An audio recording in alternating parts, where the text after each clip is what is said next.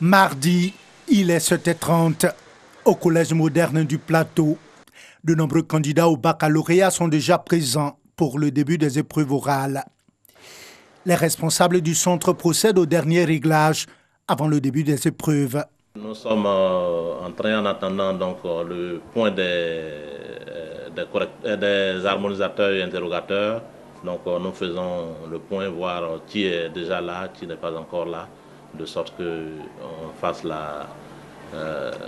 rappel des troupes au cas où il venait à manquer des interrogateurs.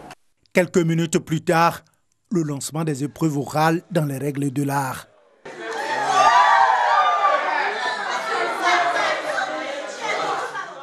Direction lycée moderne de Trècheville.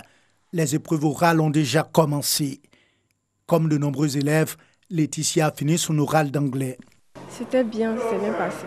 J'ai compris toutes les questions qu'il m'a posées, mais il y a certaines questions où j'arrivais pas à trouver les mots. L'interrogatrice était contente quand je parlais. Elle était un peu, je sais pas comment dire, surprise de ma prestation. L'anglais est important parce que c'est la langue de demain, la langue de la mondialisation. Donc. Interrogateur d'anglais, Diakité Yaya a déjà reçu une dizaine d'élèves. Il juge leur niveau acceptable. Je trouve que le niveau, ce n'est pas aussi catastrophique qu'on prétend que ça l'est. C'est partout dans le monde comme ça. La salle d'attente des candidats est pleine au moment de notre passage. La raison, le retard de nombreux interrogateurs, selon le responsable du centre.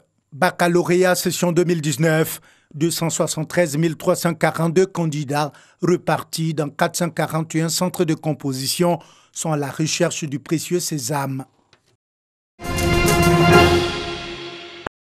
Alexandra est la gagnante de la 3e édition du Grand Jeu Royal de Correction, un concours de dictée qui a mis en compétition 12 candidats évoluant dans divers domaines d'activité. Je ressens de la joie pour moi-même, mais aussi pour ma famille, surtout mon papa qui est celui qui m'a entraîné. Donc je sais qu'il sera fier de moi. La lecture nous permet d'avoir une certaine hauteur sur certaines situations. Avec la lecture, on apprend beaucoup, on voyage beaucoup et surtout on sait beaucoup.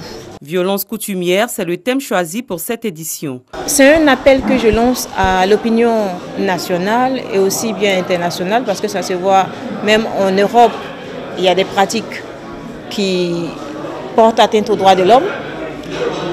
Pour que, au sein de nos coutumes, nous essayons de faire un tri. Que l'Africain ou l'Occidental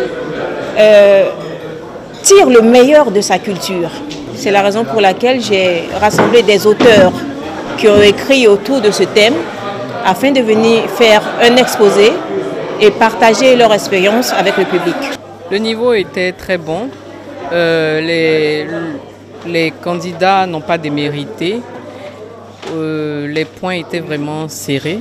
C'est une initiative à encourager pour les éditions prochaines parce que ça permet aux candidats de beaucoup lire, d'améliorer leur niveau d'orthographe. Ce concours qui est à sa 3e édition vise à promouvoir la lecture, contribuer à la réduction des fautes dans les différentes interventions des jeunes, aussi bien à l'écrit qu'à l'oral.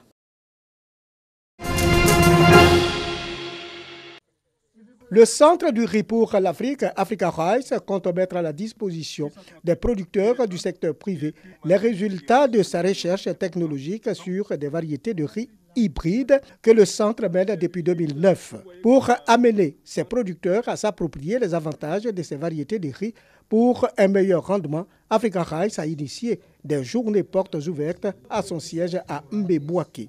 Il s'agit pour les organisateurs de présenter la performance des variétés de riz hybrides développées sur des parcelles de production de semences. Nous avons la visite de collègues, surtout de la sous-région, pour discuter les possibilités de promouvoir le riz hybride, qui est une nouvelle technologie pour l'Afrique. Et nous sentons que c'est le moment de voir les possibilités avec les programmes nationaux et surtout le secteur privé, de voir comment on peut produire cette semence d'une manière efficace et pour l'intérêt des agriculteurs. Les riz hybrides présentent des avantages comparatifs par rapport au riz classique.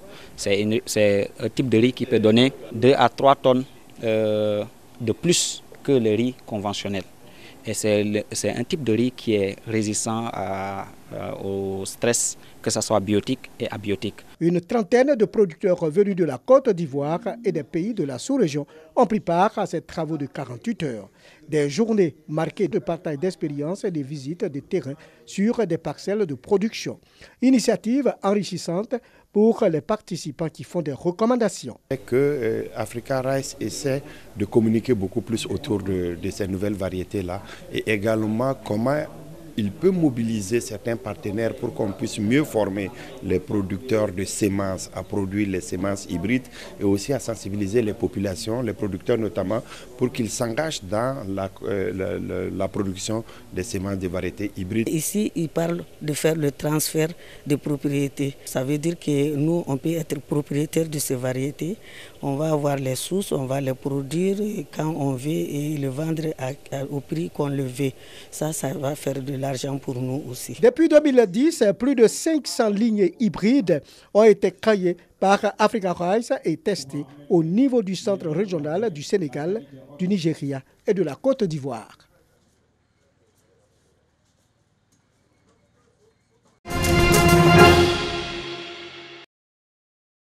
Une Côte d'Ivoire plus verte et prospère. Vision chère au chef de l'État, Alassane Ouattara. Plusieurs réformes et actions engagées en vue de restaurer et préserver les forêts résiduelles pour le bien-être des populations. Par exemple, les stratégies mises en place pour la reconstitution des zones forestières en forêt classée et dans le domaine rural.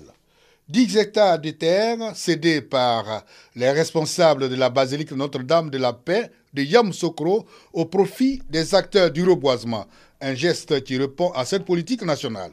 L'initiateur de l'opération de planting d'arbres sur cette parcelle de terre religieuse situe les objectifs. Notre patrimoine forestier se porte mal. Du fait de son exploitation anarchique, il se présente aujourd'hui comme une mosaïque de forêts secondaires. Les journées de planting d'arbres, ça nous concerne. Chacun de nous a un objet qui est fabriqué en bois, chez lui à la maison.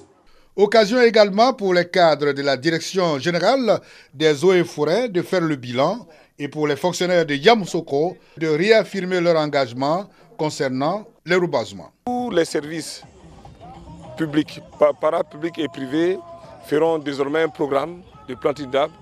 Pour parvenir au taux de 20%, il faut un effort d'environ 3 100 000 hectares à l'horizon 2040. C'est tout citoyen qui est engagé dans ce combat. C'est à ce prix que nous allons pouvoir atteindre les 20%. Opération Un fonctionnaire, un arbre effective, avec la mobilisation des participants. Chacun avec enthousiasme et fierté a planté un arbre pour une Côte d'Ivoire de demain plus verte.